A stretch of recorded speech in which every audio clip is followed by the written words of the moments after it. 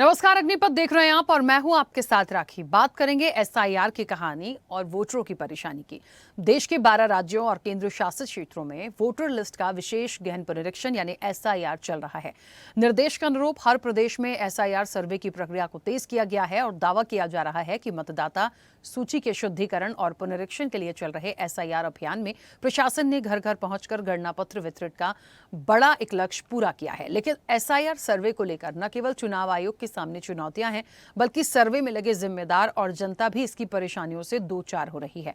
SIR पर देश में न केवल राजनीतिक बवाल मचा है, बल्कि एसआईआर सर्वे अफसर, बीएलओ और जनता के लिए परेशानी का सबब बने हुए हैं। एसआईआर सर्वे में फील्ड स्तर पर कार्यरत बीएलओ लगातार तकनीकी परेशानियों से जूझ रहे हैं, तो वहीं जनता को समझ में नहीं आ रहा कि बीएलओ एसआईआर सर्वे के नाम पर जो फॉर्म थमा कर चले जा रहे हैं उनका करें क्या।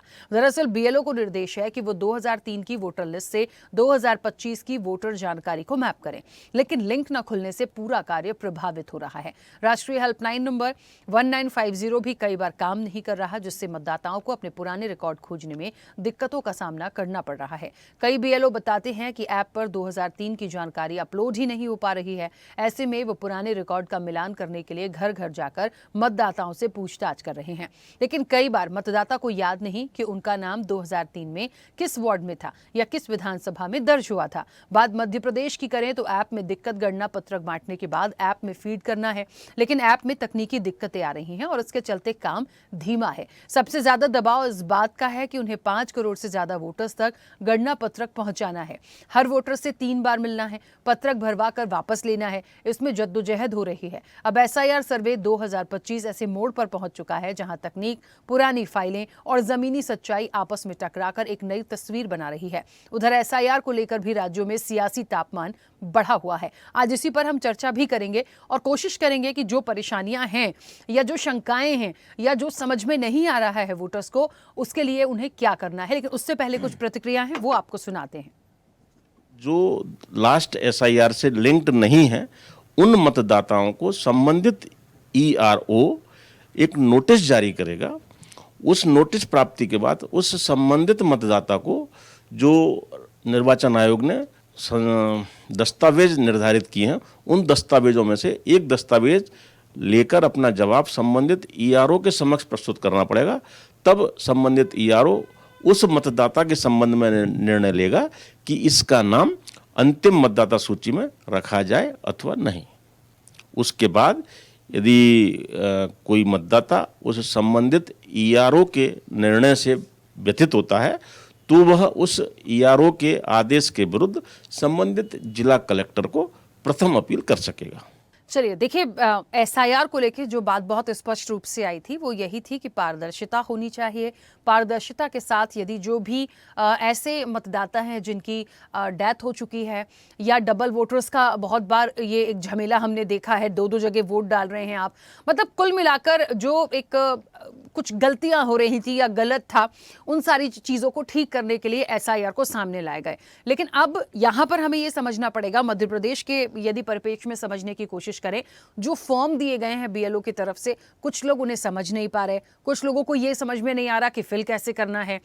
यहाँ तक कि जो आपको ऑनलाइन इंफॉर्मेशन चाहिए या आपको डाउनलोड करनी है या वहां से जानकारी जुटानी है, वो ऐप प्रॉपर काम नहीं कर रही है, तो काम हो रहा है सफर, हो रहा है डिले। ऐसे में वोटर्स भी परेशान, जो कर्मचारी लगे हैं वो भी परेशान। अच्छा, हमें इस चीज को भी देखना पड़ेगा कि इस पूरे ड्यूरेशन में देखिए कई बीएलओ ऐसे हैं जिनका सस्पेंशन हो गया है, तो वो भी एक प्रेशर में है। तो कुल मिलाकर प्रॉपर तरीके से काम नहीं हो रहा। कैसे होगा?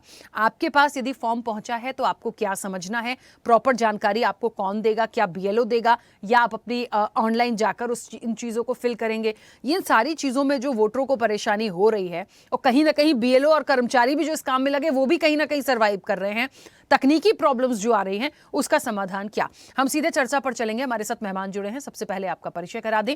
भारतीय जनता पार्टी का पक्ष रखेंगे योगेश गुप्ता। योगेश जी, बहुत स्वागत चर्चा में जुड़ने के लिए। कांग्रेस का पक्ष रखेंगे हिदायतुल्लाह खान। हिदायत जी, आपका भी बहुत स्वागत है।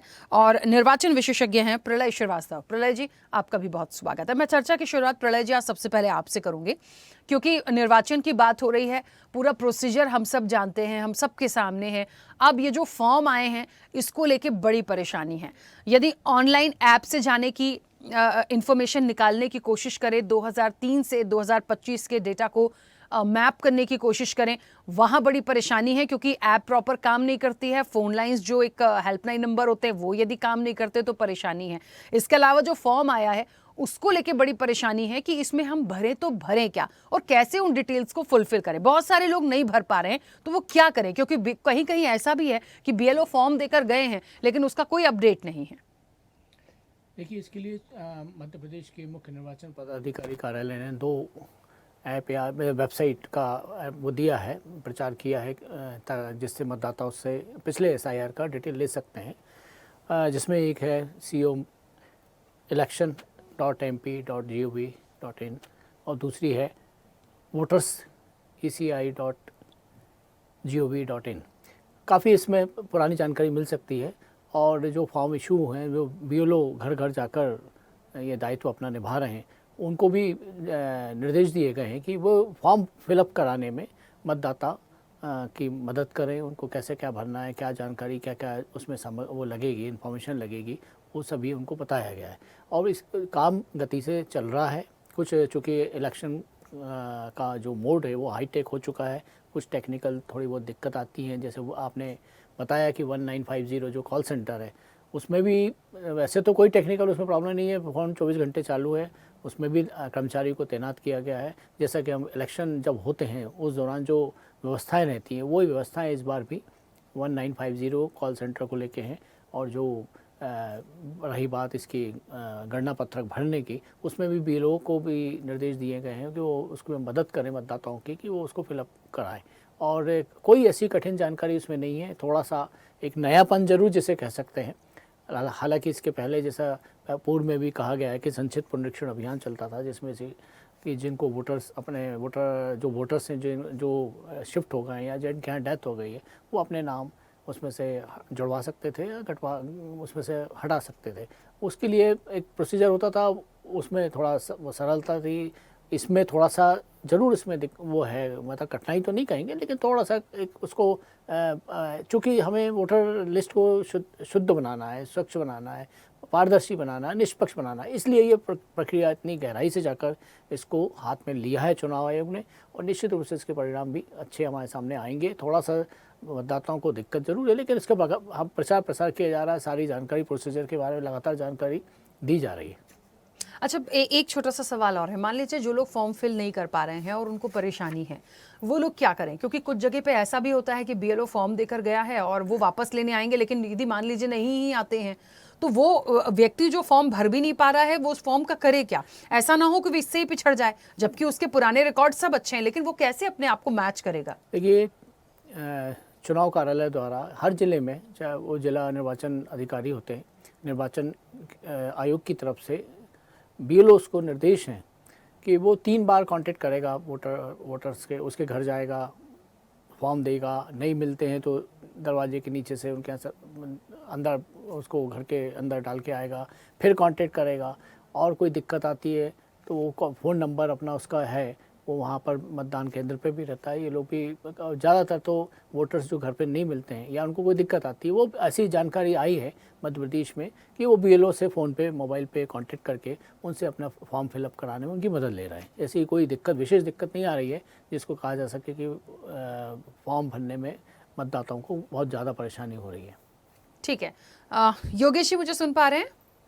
योगेश जी, आवाज आ रही है? आवाज आपकी आ रही है? हाँ, योगेश जी क्या लगता है, क्योंकि इस पूरी प्रोसेस में कर्मचारी भी कहीं कहीं परेशान हैं, मतदाता भी परेशान हैं, ऐसा लगने लगा है कि एसआईआर, देखिए जो मंशा है, जो प्रक्रिया है, उस पर सवाल नहीं है, लेकिन जो प्रोसेस हो रहा है उसको लेकर जो खामियां हैं या प्रॉपर तरीके से नहीं हो पा रहा है, इन सब चीज़ों को कैसे दुरुस्त किया जाए?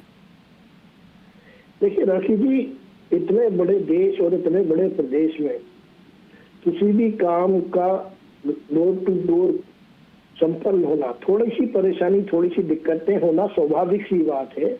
और चूंकि ये एसआईआर 2003 के बाद हो रही है, लगभग 22 साल बाद, तो इसमें थोड़ा सा प्रॉब्लम इसलिए भी बढ़ जाती कि 2003 की लिस्ट में जिन लोगों के नाम थे और जो लोग उस समय जीवित थे, उनमें से कई आज नहीं है।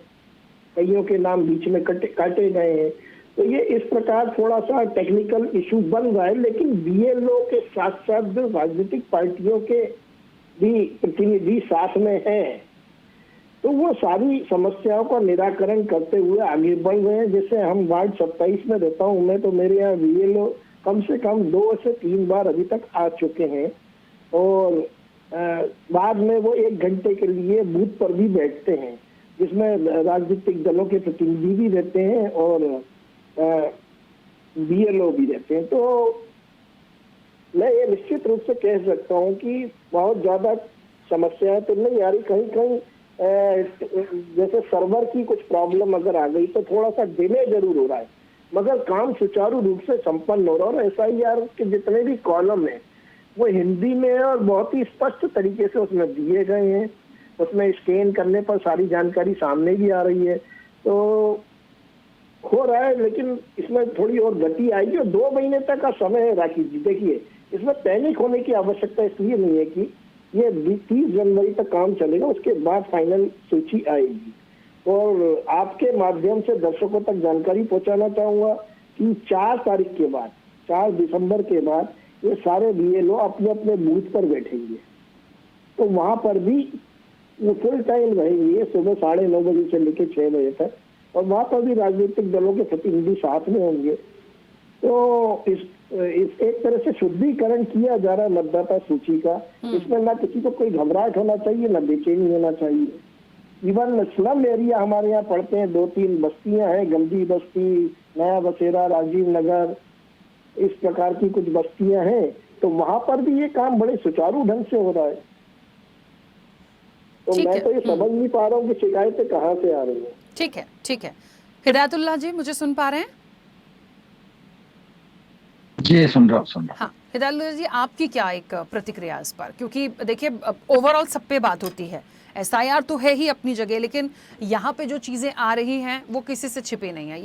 यदि वोटर्स परेशान हो रहे हैं, या बीएलओज भी कहीं कहीं परेशान है, या ऐप काम नहीं कर रहा है, तो थोड़ा सा हो सकता है ये परेशानी है, पर इसका समाधान निकालने के लिए ऐसा नहीं है कि प्रयास नहीं हो रहा है। लेकिन आप इसको कैसे देखते हैं? कोई आपका सुझाव, कैसे हो सकती हैं चीजें ठीक? हिदायतुल्लाह जी, मेरी आवाज पहुंच रही है आप तक? हिदायतुल्लाह जी, राखी जी की आवाज आ रही है? हाँ, अभी आवाज आ रही है सर, बोलिए। अच्छा, योगेश जी की आवाज थी, मुझे वीडियो भी नहीं दिख रहा है, तो मैं नहीं आइडेंटिफाई कर पा रही हूँ। हिदायतुल्लाह जी, दोबारा से कनेक्ट करिए इनको, शायद आवाज इनकी नहीं आ रही है। हाँ योगेश जी, आप अभी कुछ देर पहले एक बात कह रहे थे कि पता नहीं लोग क्यों परेशान हो रहे हैं। सर, परेशानी मैंने बताई ना आपको, बहुत सारे लोग ऐसे हैं जिनके पास फॉर्म गया है और कहा जा रहा है कि वो बीएलओ दोबारा कनेक्ट करेंगे, वो आएंगे। तो कहीं कहीं ऐसा भी हो रहा है कि बीएलओ फॉर्म देके गए हैं, लेकिन फॉर्म भरना नहीं समझ में आ रहा है, तो लोगों को समझ में नहीं आ रहा करें क्या बीएलओ को दोबारा फोन करके बुलाया जाए या फिर रुका जाए? इस असमंजस में बड़ी दुविधा में है कि करे तो करे क्या। तो ये सारी परेशानियां वाकई लोग फेस कर रहे हैं सर। नहीं, देखिए राखी जी, जो एसआईआर पे ये जो मतदाता सूची का रिवीजन का फॉर्म है, उसमें सबसे टॉप पे बीएलओ का नाम और उसका मोबाइल नंबर स्पष्ट रूप से उल्लेखित है। संबंधित बूथ से जो भी रिलेटेड बीएलओ, उसका नाम और मोबाइल नंबर दिया हुआ है। और ऐसा नहीं कि वो यार वो 2-2, 3-3 बार आ रहे हैं, आप उनको फोन पे संपर्क करेंगे तो भी आ रहे हैं। और राजनीतिक दलों के प्रतिनिधियों ने भी अपने काउंटर कहीं कहीं खोल रखे। अब जैसे मैं भारतीय जनता पार्टी की बात करूं तो हमारा प्रदेश स्तर पर भी ये निर्णय बहुत जल्दी होने वाला है कि एक कार्यालय, एक टेबल हमारी प्रदेश भारतीय जनता पार्टी के कार्यालय में भी खोली जाए। तो इस प्रकार की जो सरकार के द्वारा चुनाव आयोग के सहायता के मद्देनजर, मतदाताओं की सहायता के मद्देनजर जो भी संभव हो वो सभी राजनीतिक दलों को करना चाहिए और कर भी रहे। कांग्रेस भी अपने स्तर पर अपने बीएलओ नियुक्त कर चुकी है और स्पष्ट दिशा निर्देश है कि आप गहन निरीक्षण रखें।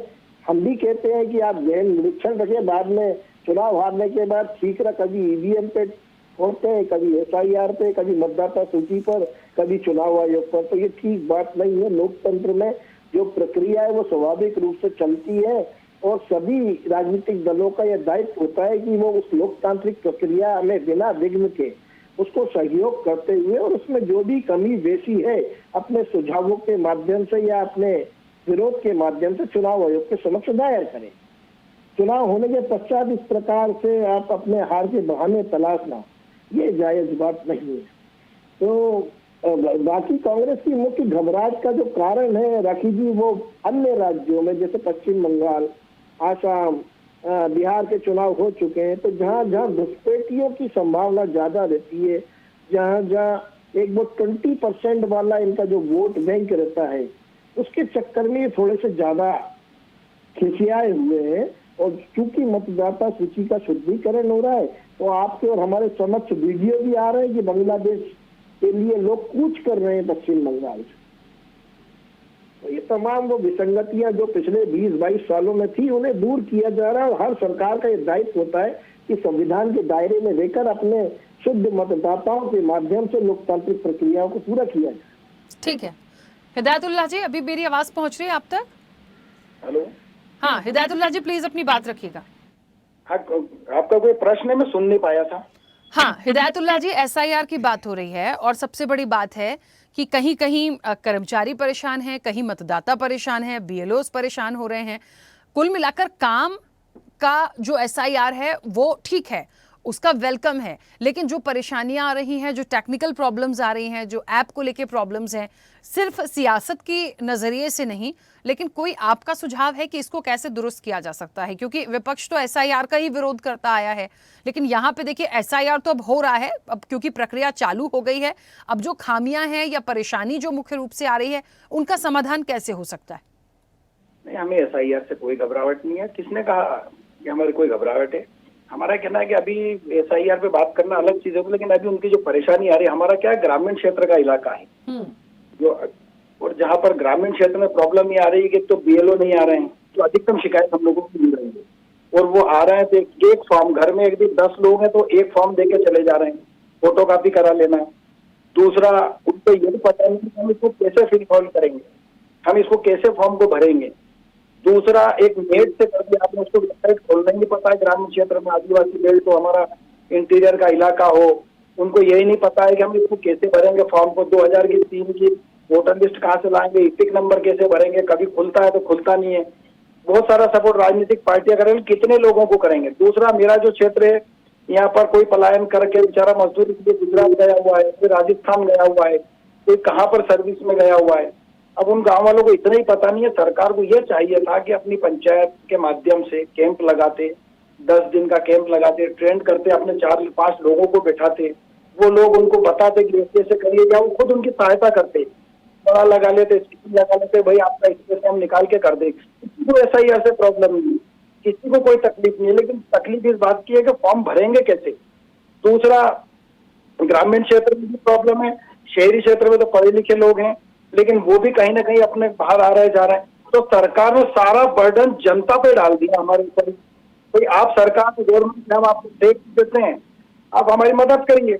आप तो पूरा फॉर्म ही सरकार, हम ग्रामीण क्षेत्र आप ही भराओ, आप ही जमा करो। बीएलओ एक बार देके गए, वो कह के गए हम खुद परेशान है, बीएलओ परेशान है, नेट नहीं मिलता है, फॉर्म कैसे भरे, इतने जरा से कुछ हो गया, दिक्कत आई। अभी हमें सुन रहा था, हमारे प्रवक्ता जी कह रहे थे, बोले अभी बहुत टाइम, कहाँ टाइम है भाई साहब, 4 तारीख को तो आप खत्म हो जाएगा मामला, 9 तारीख को फाइनल लिस्ट लग जाएगी। और रहा सवाल घबराने का, हम क्यों घबराएंगे भाई, आप तो इसको आसान कर दीजिए। और रहा सवाल, आप कह रहे हैं घुसपैठी है, घुसपैठे 20 साल से 22 साल से आप ही की सरकार है मध्य प्रदेश में, केंद्र में 11-12 साल से। आप ये कहकर के आप डाइवर्ट न करें, आप इतना उत्तर देंगे, जनता पे बोझ मत डाला। जनता स्वयं फार्म भरे, स्वयं अपने फोटो खिंचवाए, स्वयं जनता जमा करने जाए। ये तो आपने हमें एक मजदूर बना दिया है। आप सरकार हैं, सरकार अपना उपयोग करें, अपने कर्मचारी लाएं और उसको मदद करें, ये हमारा कहना है। ठीक है, मुझे लगता है प्रलय जी इस चीज को थोड़ा सा गंभीर लेना पड़ेगा, क्योंकि चर्चा आज मुख्य रूप से यही है। और जो लोग इस चीज को फिल नहीं कर पा रहे हैं, या ग्रामीण क्षेत्रों की जो बात अभी हिदायतुल्लाह जी बता रहे थे, देखिए सबके सुझाव का स्वागत है। वहां पे यदि इस तरह की चीजें, ये बात सच है, बहुत सारे लोगों को शायद नहीं आता होगा ऑनलाइन जाकर कैसे काम करना है, सही मिलेगा कि नहीं, नहीं खुलेगा तो एपिक नंबर में क्या भरना है, उसके बाद पुरानी एसआईआर से की डिटेल्स भरनी है तो वो तो आपको ऑनलाइन जाकर ही मिलेगी। किसी किसी के पास 2003 का डेटा ही नहीं है, घर में यदि 2 लोगों का है तो तीसरे का रिकॉर्ड ही नहीं है। तो ये सारी चीजों में वाकई मतदाता परेशान हो रहा है। तो एक व्यवस्था कुछ ऐसी होनी चाहिए कि पर्टिकुलरली वहां जाके चीजों को करें। बिल्कुल, व्यवस्था तो पूरी माकूल होना चाहिए और वो वैसे प्रबंध किए भी गए हैं और निर्देश भी लगातार दिए जा रहे हैं। आज ही मतलब उसमें कुछ नगर निगम आयुक्तों को भी कुछ जिलों में जोड़ा गया है इस कार्य से। अभी तक तो जिला निर्वाचन अधिकारी और उनके अधिकारी कमान संभाले हुए थे। इसमें कुछ कॉरपोरेशन के कमिश्नर भी जुड़े हैं और भी अधिकारियों को जोड़ा जा रहा है और लगातार नीचे के लेवल तक जाकर इसकी रिव्यू किया जा रहा है, समीक्षा की जा रही है और कार्य चल रहा है। कुछ दिक्कतें तो आती हैं। अब मैं किसी संस्था का पर उंगली नहीं उठाऊंगा या उसके ऊपर नहीं बोलूँगा, लेकिन आप मतदाता या हमारा आम आदमी बैंक के KYC भी भरता है, उसमें कितने कॉम्प्लिकेशन, कितने हम लोग को भी दिक्कत जाती है कई बार बैंक की सारी जानकारी डिटेल देने में, लेकिन उसमें सफल तो होते हैं हम और वो चीज़ें ज़रूरी भी होती हैं सब। और इसी प्रकार ये वाला भी जो काम है ये एक महायज्ञ से कम नहीं है। ये भी जो वोटर लिस्ट की शुद्धता के लिए किया जा रहा है, इसमें थोड़ा दिक्कतें हैं, कठिनाइयाँ आ रही हैं, लेकिन उसमें समय है, 1 महीने का समय दिया गया है और BLO को भी 3 बार जाने का मौका दिया गया है। तो कुछ ना कुछ उसमें रास्ता निकलेगा। जिन लोगों को ग्रामीण क्षेत्र के आप जैसे बात कर रहे थे हिदायत साहब, लेकिन वहाँ भी BLO को लगातार उनके निर्देश दिए जा रहे हैं कि वो जाएँ, कॉपी दें, जितने मेंबर हैं उनको अलग अलग कॉपी दें गणना पत्रक की और भरवाने में मदद करें। कुछ जगह से शिकायत भले ही आई होगी, निश्चित रूप से मान सकते हैं, लेकिन उसमें जहाँ से शिकायत आ रही है उसका तत्काल निराकरण भी किया जा रहा है और इसका लगातार रिव्यू किया जा रहा है। जिला स्तर से भी किया जा रहा है, राज्य स्तर से भी किया जा रहा है, हर स्तर से। इसमें इलेक्शन कमीशन की भी नज़र है मध्य प्रदेश के काम पर, लेकिन इसलिए इसको अपन बिल्कुल एकदम नहीं कह सकते कि व्यवस्था चौपट हो गई या उसमें व्यवस्था में अड़चन आ रही है, व्यवधान आ रहा है। जो भी व्यवधान आ रहा है उसको रास्ता निकाला जा रहा है और इस कार्य को गति देने के पूरे प्रयास किए जा रहे हैं। अभी 4 दिसंबर में, हालांकि अभी इसको मध्य प्रदेश में शुरू हुए 15 दिन व्यतीत हो चुके हैं, लेकिन अभी हमारे पास और समय है, उसको और गति पकड़ेगा और जो शिकायतें हैं उनका निराकरण किया जाएगा। बिल्कुल, एक छोटा सा सवाल क्योंकि समय की सीमा है, योगेश जी आपसे ही। जो घटनाएं अब तक सामने आई हैं, चाहे MP से हो, चाहे वेस्ट बंगाल से हो, चाहे तमिलनाडु से हो, हमें ये देखना पड़ेगा कि जिन कर्मचारियों ने आत्महत्या की कोशिश की या जिन BLO का कुछ जगह सस्पेंशन हुआ है, कुछ BLOs ने आत्महत्या भी की है, तो सर ये एक कैसी SIR है? मतलब मैं ये कह रही हूँ कि किसी की जान तक जा रही है, मतलब कितना प्रेशर है। तो इसका कोई समाधान यदि हो सकता है तो बहुत अच्छा होता। देखिए, काम इलेक्शन कमीशन का ज़रूर है, लेकिन सरकार अपना सुझाव एक जिम्मेदारी के नाते बिल्कुल दे सकती है। नहीं राखी जी, देखिए कुछ दुखद घटनाओं को छोड़कर बड़े स्मूथ ढंग से ये काम चल रहा है और इसमें निर्वाचन आयोग के कर्मचारियों के अलावा स्थानीय स्तर के प्रशासन भी पूरी तरह से सहयोग कर रहे हैं। प्रशासनिक अधिकारी भी लगे। हमारे माननीय जिला अध्यक्ष आज कौशलेन जी का भी एक वीडियो सोशल मीडिया पर डला है, जिसमें उन्होंने पूरी प्रोसीडिंग को बड़े आसान शब्दों में समझाया, कुछ वीडियो के माध्यम से भी। और SIR फॉर्म की बात हिदायतुल्लाह जी ने जो करी, तो देखिए उसमें मोर देन 60% जानकारी तो आपके फॉर्म के ऊपर ही लेफ्ट हैंड साइड पर टॉप पर जिस कैंडिडेट का नाम है उसके टॉप पर सारी चीज दी हुई। अगर जिनके फॉर्म पे वो सारी चीजें दी हुई है, एपिक नंबर, नाम, 2003 की लिस्ट के अनुसार, तो उनको तो कुछ करना ही नहीं है, सीधे अपना मोबाइल नंबर और वो डालना है और नीचे मदर फादर का नाम डालना है, एक तरफ का पूरा लेफ्ट हैंड साइड का कॉलम खाली छोड़ना है। तो इतना कठिन भी नहीं है जितना कठिन उसको बताया जा रहा है। मैंने स्वयं भरे अपने घर के 5 फॉर्म।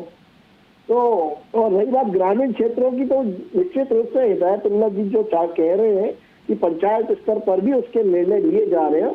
शीघ्र वो पंचायत स्तर पर भी आपको ऐसे BLO मिलेंगे जो वहाँ के स्थानीय स्तर पर समाधान का निराकरण करेंगे।